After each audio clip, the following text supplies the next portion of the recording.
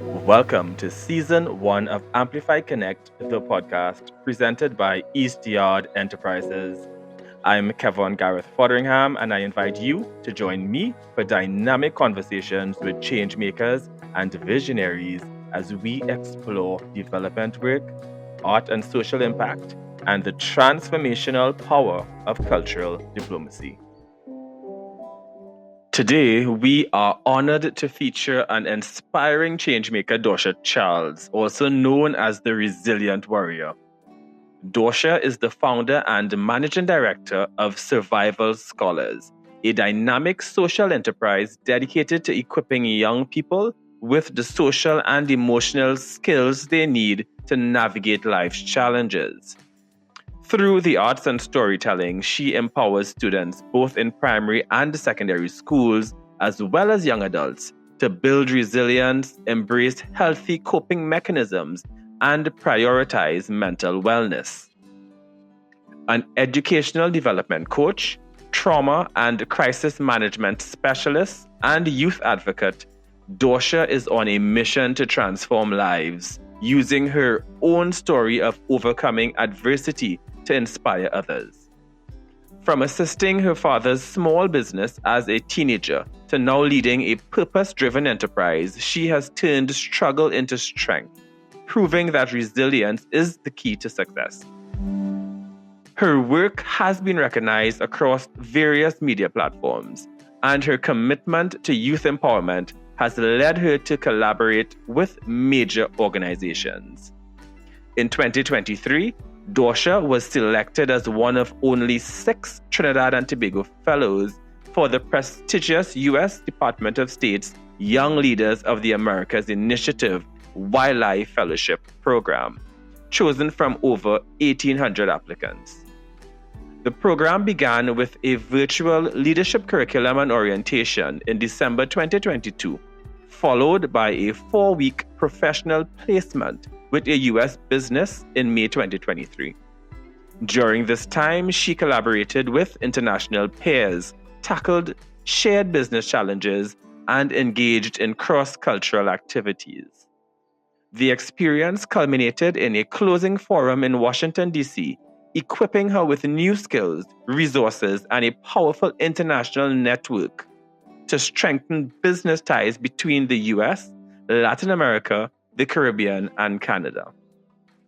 A graduate in economics with a specialization in management and finance, she also holds numerous certifications in child and youth development, completing the Compassionate Integrity Training with UNESCO's Mahatma Gandhi Institute.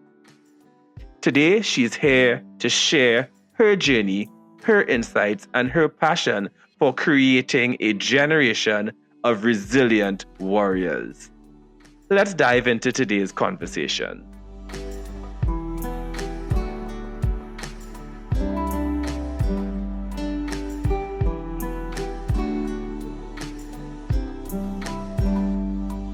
And we're back on set for another episode of Amplify Connect, where I connect with various alumni from the U.S. Embassy's exchange programs who would have gotten the opportunity to venture abroad, to be immersed in American culture and American professionalism.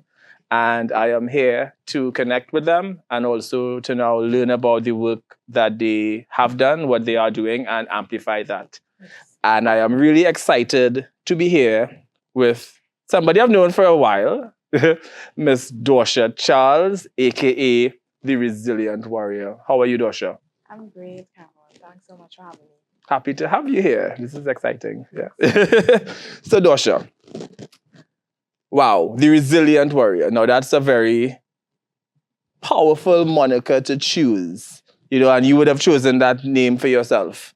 You would have branded yourself the Resilient Warrior. Yeah. Can you tell our listeners and viewers about this choice to call yourself the Resilient Warrior? Okay, so I won't say that I chose it. Okay. I would say it was given to me. Better yet. From my teachers and those who know me, especially those who know my background and my story. And so, because they always mention, wow, Dawsher, your resilience always continues to shine. I, decided to say, okay, well, resilience, resilient warrior, and I decided to take that um, alias with me. And yeah, it's really one that has developed over time from my own experiences.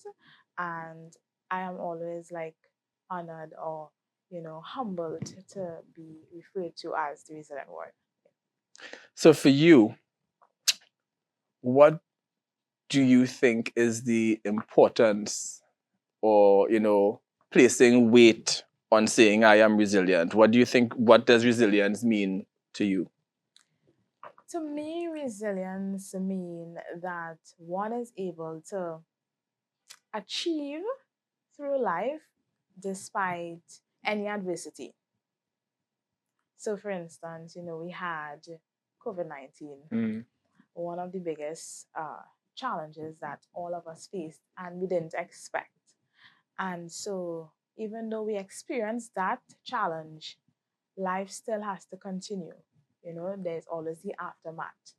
And so, that was a point where even though we felt like, oh my gosh, the world is about to end, we still had to have that hope of continuing life, of, what can be next, still giving thanks for what is and looking forward to what can Could be. be. Yeah. Mm-hmm. Awesome. Very positive. So we have resilience. We have this notion of warrior for fighting for what you want and for, fighting to make a place for yourself. Yeah. And I'm seeing a theme here, resilient, warrior, and then you chose to create a business called Survival Scholars. So Yes. It all makes sense now. Can you tell us about Survival Scholars?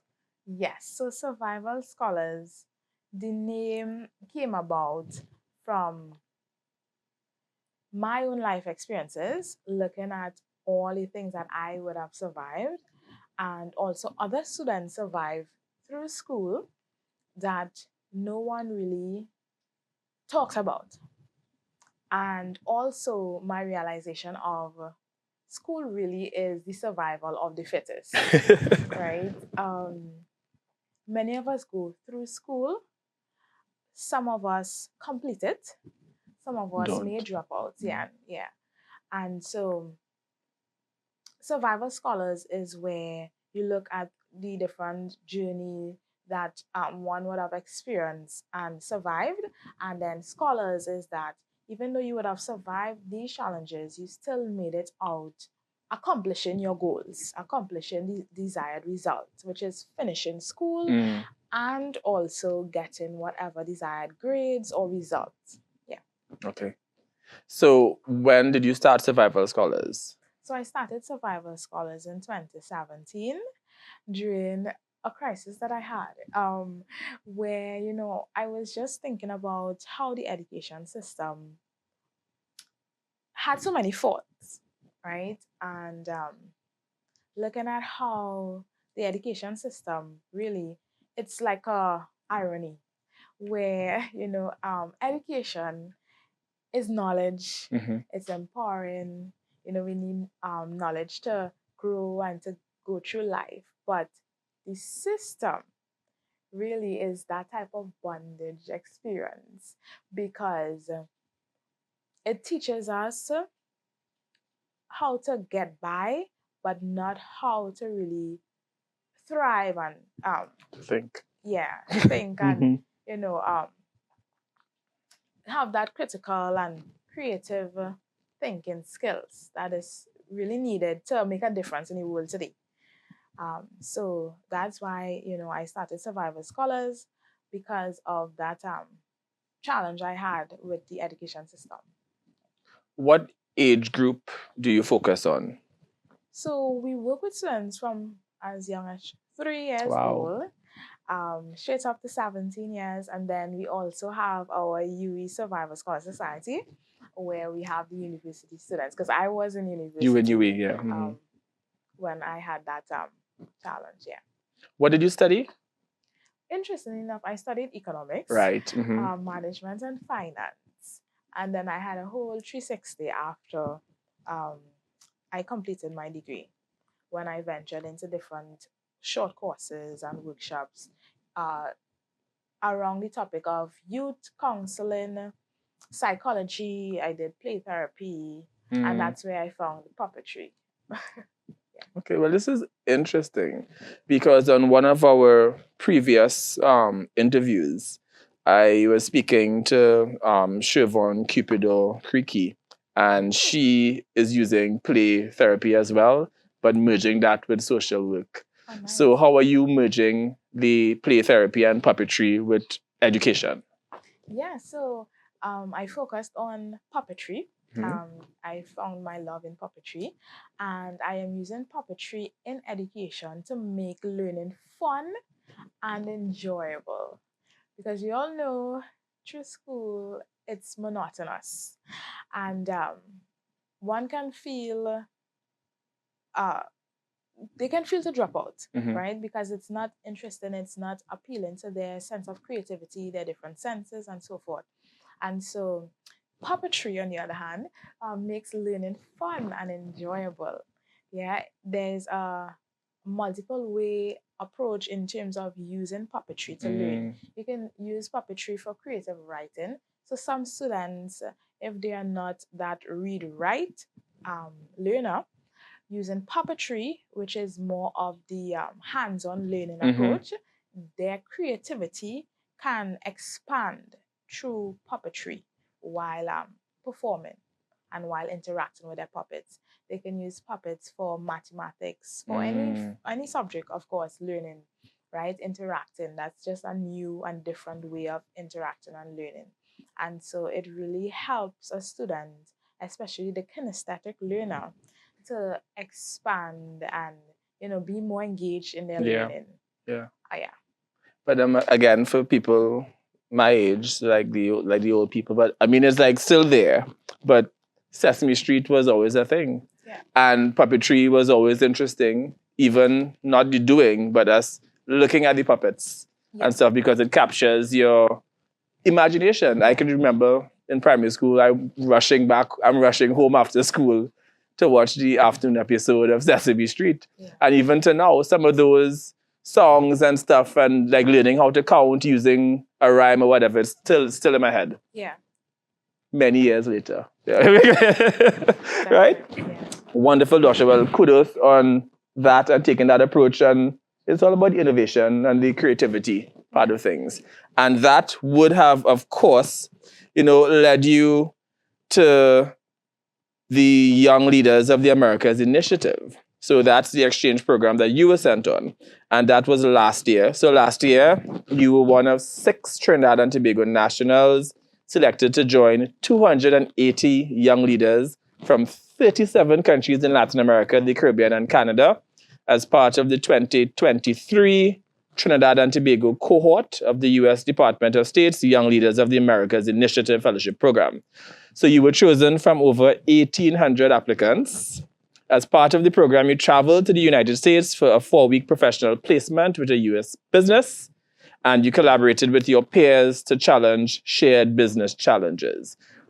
Tell me about your 4-week experience in the States, what business you were partnered with, and what did you get from that? Yeah, so the experience was really amazing. It surpassed my expectations. I actually got partnered with Kalamazoo Youth Development Network. Okay. So that is an organization that supports other youth development organizations. They focus on quality in youth development work. And so I literally got the cream of the crop because I got to work with this organization that was working with all the other youth organizations. They train them, they work with them, they support them in different areas. So they focus on capacity building, so they build the capacity of the other youth organizations. Yes. Okay.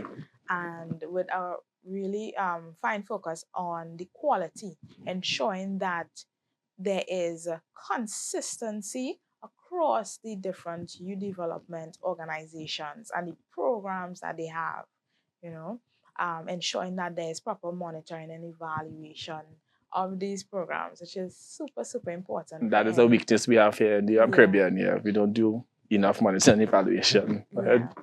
So ensuring that all these organizations are on par with their monitoring and evaluation and their programs are consistent to what the quality standards are.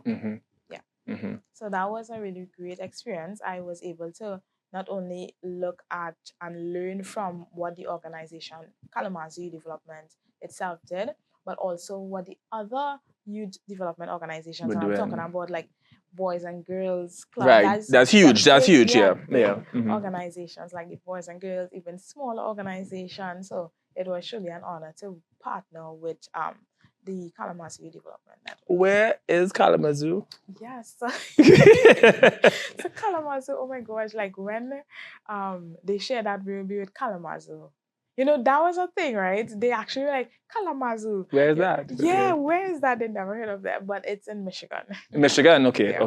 Kalamazoo, Michigan. Yeah. No, I mean, I've heard it, like from looking at television shows, they talk about Kalamazoo, but I wasn't sure exactly what state it was in. Yeah. So Michigan. Yeah. What time of year you went?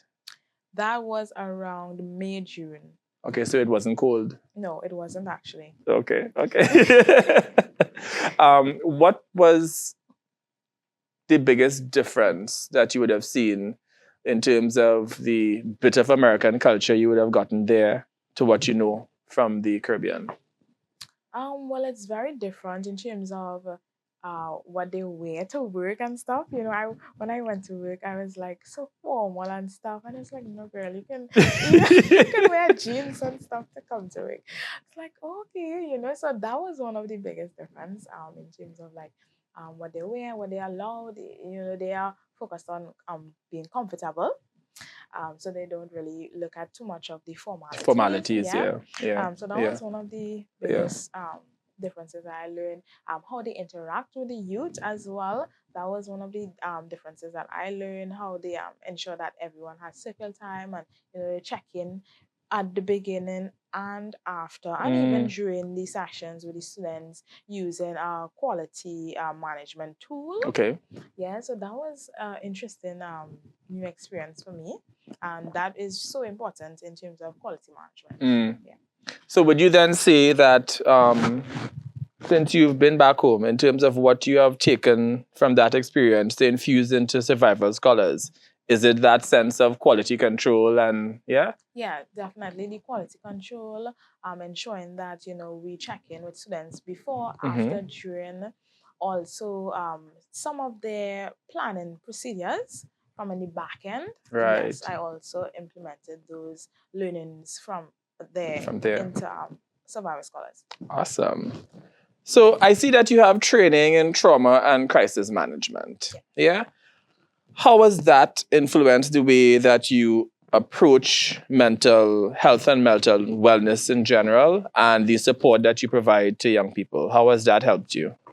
Yeah, so it has helped me tremendously to understand my own experiences and my own outcomes, and then now look at different persons and how their experiences impact their life and how it impacts their actions, and now how they can look at different methods to help them cope with what they have experienced so that they can make better choices, have better outcomes for themselves and for others around them. Yeah. Okay. So as part of your interaction and engagement with young persons, do you also provide them with contacts for like other resources that can support them if you like stumble upon a serious mental health challenge? Do you have those kind of mechanisms in place to like refer? Yeah. So definitely we use Cause and Effect website that has a listing of all the different skilled professionals, even learning professionals based on educational psychology and clinical psychology and so forth, so that parents have different options that they can search through and vet and yeah. Awesome. So I want you to think about, okay, so you've been doing this since 2017. Yeah. Okay, and you're young, so you've been doing this since you were in your late teens, I'm assuming? Yeah. Right, yeah. What has been one of your, greatest success stories, like from one of your students? So there are many. Choose one that comes to Yes. mind. Yeah. So working with a student one-on-one Mhm. in our coaching, this student had a lot of anxiety towards the SC exam, and we use puppet therapy to help them to cope, Mhm. to find out the reason behind them having that anxiety. And it stemmed from, of course, wanting to please their parents, wanting, to do their best for their parents, to make their parent proud, and also that parent comparing them to other Oh siblings. gosh. Yeah. Mhm. So we found out the root cause, and we shared different coping strategies. They learned it on the spot. So they created their puppet, and we do this whole thing where we help them develop the character of their puppet, right? And so they share the character of their puppet in the sense of the name, age, puppet superpower, right? And a little backstory of their puppet and how they use their superpower to make a positive difference. And so from that, they are able to now role play with their puppets and just organize the experiences that they have and make it into something positive so that they no longer have that fear and anxiety towards that experience, that negative Right. experience. So it's like Transfer. Yeah. into positive Mhm. affirmations, positive reinforcement. So yeah, and then after the exam, their parents came and shared that, oh my gosh, we kept using the puppets throughout the preparation for the essay exam, and he passed for his first choice, and it was a really great experience, knowing that both the parent and child, was happy afterwards. There was little to no anxiety for the exam and during the exam, and so yeah.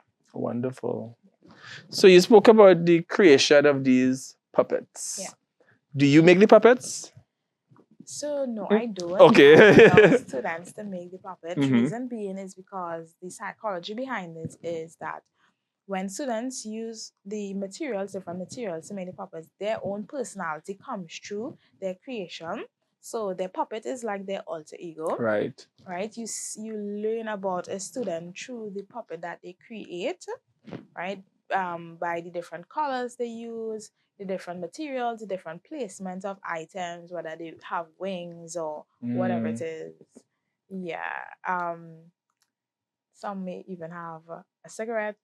Yeah, I They mean, have, and I guess you have to allow them to yeah, express. they are able to freely express themselves and then share with us about their creation. What means what on their puppet, Mhm. right? And what their puppet can do. How is their puppet saving the world or making a difference for themselves or for others around them? Do you have a puppet? Oh yes, I do. Okay. I Tell have me about many this puppet. puppets. I have many puppets. One of my first puppet that I ever created is Jasmine. I should Jasmine? have definitely bring her today. Okay. Yes, Okay. Jasmine. She, of course, she's a resilient warrior, right? Mhm. And her superpower is helping students feel calm and relaxed. And so she does that by using different techniques, um, grounding techniques, positive affirmations. We even use classical music. Okay. So we use different approaches to help students to feel calm and more confident for any exam, any activity that they have to do. Well, you're gonna have to send me a picture of Jasmine, or Okay. like a picture of or like a video of Jasmine in action. Yes, Because I would really like to see that. This is wonderful work. Wow. So, okay. Young people are facing so many challenges, and you have referenced a bit about some of the challenges that you would have faced as well. Are you comfortable with sharing a little bit about what you have overcome? Sure, yeah. Yeah. Yeah, so growing up, I grew up in a single parent home with my dad alone, which Mhm. is kind of the opposite to the norm, right? We grew up in Laventille, and my dad had different businesses, and I would help him with his businesses.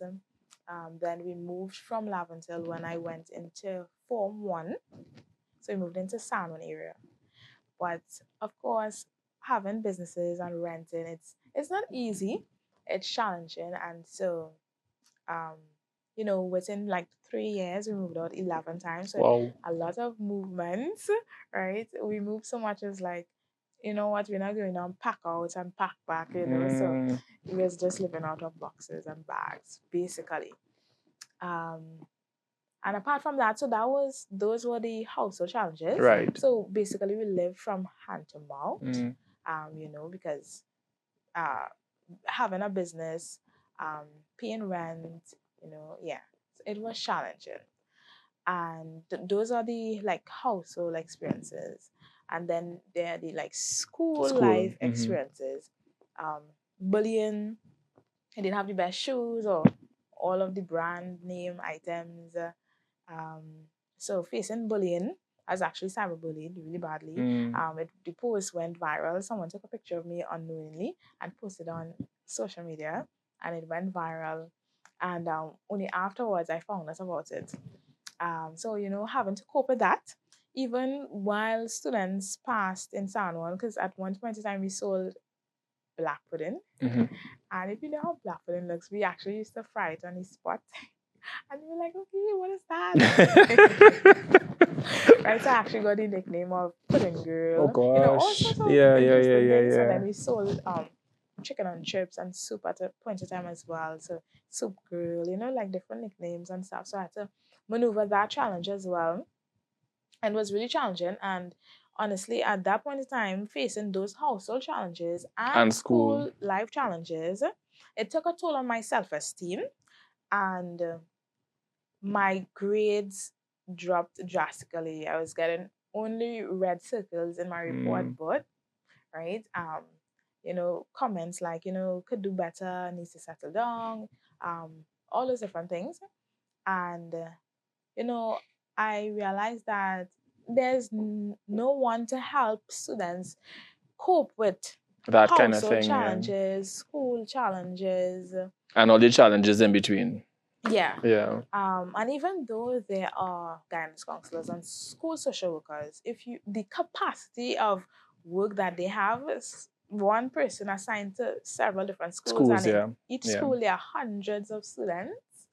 Yeah. Thousands. Some school have 1,000 plus students, yeah. And so there's not sufficient support for students, really. And so because of that experience, I said, this is why I need to start Survivor Scholars. And that's why it started, right? Yeah. And I actually helped myself through those self-esteem challenges and just coping with everything. Because there was a point in time I really wanted to run away, honestly. Because I was like, students my age don't do all of this work. Because after school, I had to go home, help my dad prep. Of course, every single thing, and then push out the trawler to go in San Juan. Yeah. And then come back 3 a.m. in the morning. And I still really have homework to do. Well, I didn't used to do homework actually. Because I'm like, where I'm getting time to do that, right? I actually use my life circumstances as an excuse to not do work, yeah. Yeah. And I remember a time my dad said, education is the key out of poverty, right? And that struck me because I was like, but how? Right? And I said like I would give this education thing a try again. And I tried to make it work, right? Because remember, like literally my time wasn't my own. Yeah, correct, because you had school and then work. School and work, right? Yeah. And so what I did was bring my books with me. In while you were right. Yeah. And I multitasked. I had my books up. So in the slow period, I would try to read some and make some notes and cue cards and stuff and revise. Fast period, I would just help my dad. And it really helped. It actually helped me to improve. Not a big improvement. It happened like little by little. Yeah. Right? And I moved from like my 30s and stuff into my 40s and 50s and then you went, and then I started to score in my 80s and 90s. And, my teachers saw a big difference. And, they started to ask me to help other students. And so that made a whole difference because also my self-esteem improved. Of course, because Right, you yeah. were doing better, but I mean, you were also helping other people, and that's Yeah. where the self-esteem builds. So I mean, and the people always say, and I mean, talking about businesses and passion and drive and whatever, but also the best business ideas are formed out of the individual trying to solve their own problem. Yeah. And you were solving your own problem, and then that is what spilled into creating Survivor Scholars. Yeah.